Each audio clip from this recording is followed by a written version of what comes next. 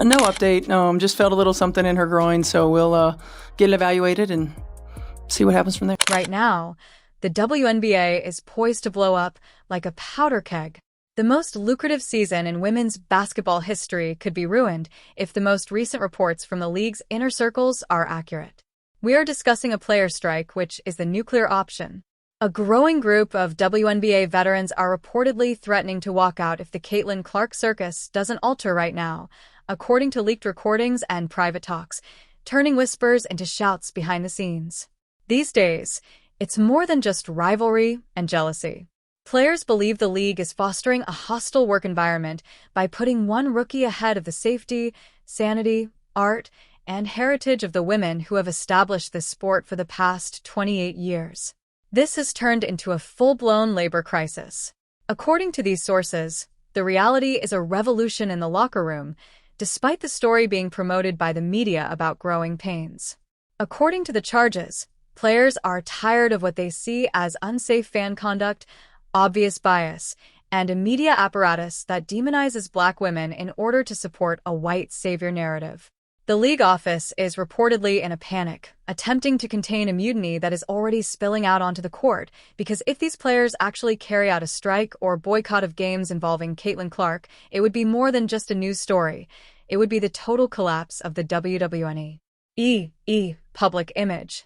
Therefore, you have to peel back the layers of hatred that have been calcifying from the moment Caitlin Clark declared for the draft in order to understand how we came to the situation where professional athletes are supposedly willing to forego their paychecks just to make a point against a 22-year-old rookie. It didn't begin with a harsh foul. Rather, it began with the perception that the league was prepared to completely change who it was in order to make quick money. When audio snippets and screenshots purportedly showing players complaining about the double standard with regard to travel and security started to circulate in private forums, the rumor mill went into overdrive. WNBA icons like Diana Taurasi, Brittany Griner, and Aya Wilson have been crammed into economy seats on commercial planes for more than 10 years, enduring cramped quarters, delays, and demanding travel schedules that would break most athletes. Citing health and safety concerns, they battled for charter flights for years before the league informed them that it was not financially feasible. Then Caitlin Clark shows up. Suddenly, the league miraculously finds the funds to launch a charter flight program due to the security dangers linked with her enormous reputation. Although this appears to benefit everyone, the sentiment that has been leaking from the locker rooms is one of rage. According to the veterans, the league didn't give a damn about their safety until a white superstar was in danger. The well has been poisoned by this narrative of privilege. It conveyed to the locker rooms that they are merely supporting characters in the Caitlin Clark reality show, second-class citizens in their own league. This is the basis for the strike threat, which is based on the notion that the league is now a marketing machine that is biased in favor of one individual rather than a meritocracy. However, the financial part is where the knife twists the most, so that wasn't the complete story. To comprehend the wrath, though, you have to look at the numbers. In comparison to the salaries of even the most decorated WNBA winners, Caitlin Clark reportedly received a $28 million contract with Nike. The optics of Clark entering the league with a signature shoe deal before playing a single professional minute offended many players, even though they are aware that Nike is a different organization from the WNBA. This is especially true given that Aya Wilson, a two-time champion, two-time MVP, and Defensive Player of the Year, had to wait years to receive her due. According to the claims, this financial disparity has caused an irreversible rift. No amount of PR training can conceal the level of resentment created when a rookie is given the keys to the kingdom while players are working hard for offshore contracts in Turkey or Russia during the off-season in order to pay their mortgages. According to the purported exchanges, players feel humiliated not only by the money, but also by the lack of recognition for those who truly represent the league on the court. They wonder, why should we strain ourselves setting screens and diving for loose balls to make a rookie look good when everyone is just interested in her? The media's obsession with physical targeting was the spark that almost ignited the fire, but this financial jealousy is the fuel. The Chennedy Carter event was witnessed by all. It was the world-famous hip check. For example, the sports world went crazy when Carter allegedly called Clark a BH and knocked her to the ground. However, What the leaked reports make clear, and what the mainstream media overlooked, is that this wasn't a singular outburst of fury. It was purportedly a message from the enforcers of the league. According to rumors, the veterans have implicitly decided that rookie hazing should be intensified for Clark, not only to put her to the test but also to humble her and her fan base. However, the strike discussions are said to have been sparked by the reaction to that foul. The other players reportedly came together in support of Carter after she was labeled a thug, denigrated by the national media, and subjected to thousands of abusive remarks online. Additionally, they believe that the league did nothing to shield Carter from the racial taunts directed at her by Clark's new supporters. In the strike hypothesis, this is an important point. According to the players, the WNBA is content to accept the money from these new supporters without denouncing the toxicity they represent. According to reports, the players are demanding, "Protect us from the mob if you want us to play."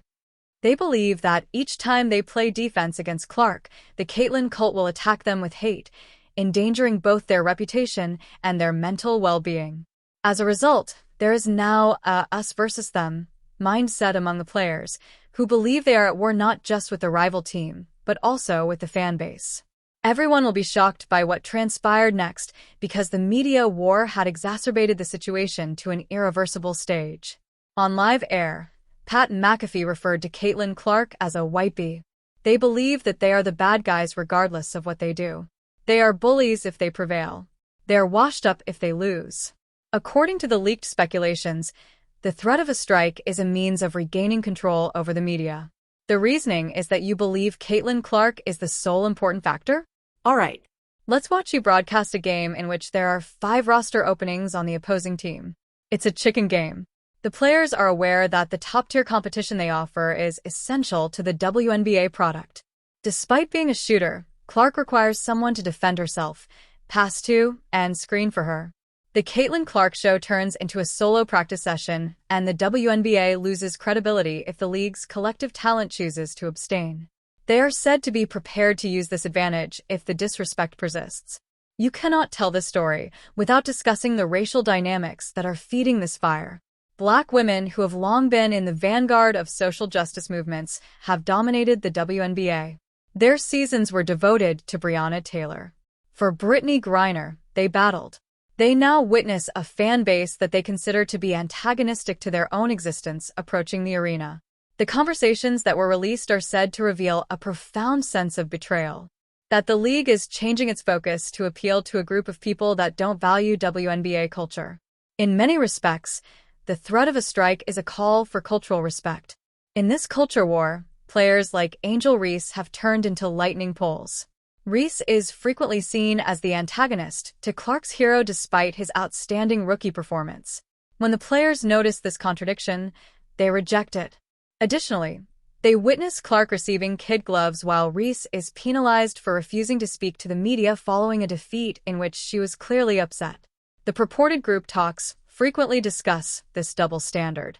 They believe the league's marketing is biased, the officiating is prejudiced, and the media coverage is slanted.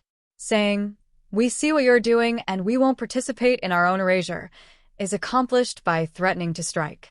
The Olympic roster snub, however, was the ultimate power maneuver and the moment that demonstrated the veterans' continued dominance. The sports world was rocked when the selection committee decided not to include Caitlyn Clark on the Team USA roster for the Olympics in Paris. Supporters were furious, and that it was a lost marketing chance. However, there are suspicions within the league that the veterans made this deliberate choice. The senior players are thought to have made it known. The chemistry is destroyed if she leaves. It was said that they opposed the circus in Paris. They didn't want Caitlyn to be the focus of every practice. They didn't want Caitlyn to be the focus of the bus rides. They demonstrated that tenure and merit are still more important than hype by keeping her off the team. In a sense, it was a gentle strike, a refusal to allow the marketing apparatus to infiltrate the Olympic team, the most revered refuge in women's basketball. However, the players have become even more defensive and more likely to take radical actions like the purported league-wide strike as a result of the veterans' success, which has further increased the hostility from the Clark fan base. Every interaction is tense. When Clark is knocked down and nobody helps her up, You can see it. It's visible in the bench's side eyes. When players decline to mention her name during post-game news conferences, you can hear it. The rumors about the leaked audio are merely a representation of a reality that is unfolding every night in 4K. The league is attempting to treat a wound that needs to be operated on. They are attempting to concentrate on the basketball while also finding players and making remarks. However, there is no denying the human component. These women are fierce competitors who have devoted their life to a sport that disregarded them for many years. And now that the spotlight has finally arrived, it is shining on someone else. It is impossible to overestimate the psychological cost of it. A league that is expanding too quickly for its own infrastructure is the cause of the strike rumors. The players see the money coming in and want better treatment, travel, and compensation. They worry that they won't ever have a piece of the pie if they don't now. They worry that the window of opportunity for leverage may close once the Caitlin Clark buzz settles into a regular routine. In order to show Commissioner Kathy Engelbert that they are not scared to burn down the house if they are not given a seat at the table, they are shaking the cage and leaking these threats. For many of these athletes, it is a question of principle, but it is a risky game because a strike may turn off the very fans they are attempting to win over. Instead of playing in a packed arena where they feel like props, they would like to play respectfully in an empty gym. As we proceed, the sidelines will be more interesting to watch than the scoreboard. Keep an eye on who engages with whom. Observe the force of the fouls. Pay attention to the terminology employed during interviews. Although the strike rumors may seem excessive, they are perfectly appropriate in a league where battle and resistance are hallmarks. The WNBA players have never been scared to stand up for what they believe in, and they currently feel that they are defending their league against a hostile takeover. It's unclear if this will result in a handshake agreement or a picket line, but one thing is guaranteed. The locker room is no longer silent, and the din is going to become unbearable. The tension, rumors, and leaked recordings all point to a chaotic summer that will shape women's sports going forward. The veterans are getting a draw.